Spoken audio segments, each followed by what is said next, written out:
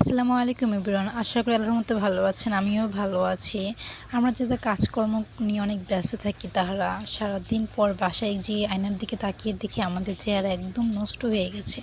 তাদের জন্য এই টিপসটি ফলো করবেন, দেখবে আপনাদের চেহারা 7 দিনের মধ্যে ফর্সা হয়ে গেছে। আপনি এটা ক্রিম বানিয়ে রেখে দিতে পারেন।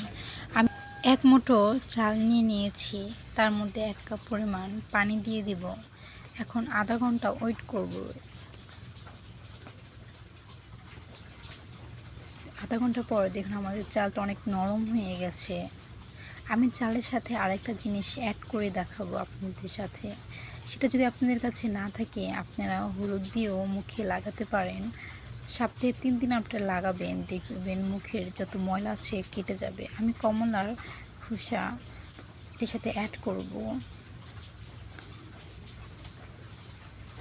এই যে আমার ব্লেন্ডার করা শেষ। এখন আমি আপনাদের আমার হাতে ভালো করে ম্যাসাজ করে আপনাদের দেখিয়ে দিব।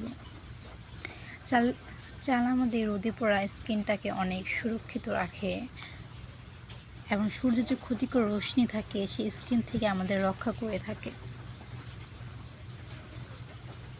এই যে আমি হাতে ম্যাসাজ করে আপনাদের দেখিয়ে দিব এখন।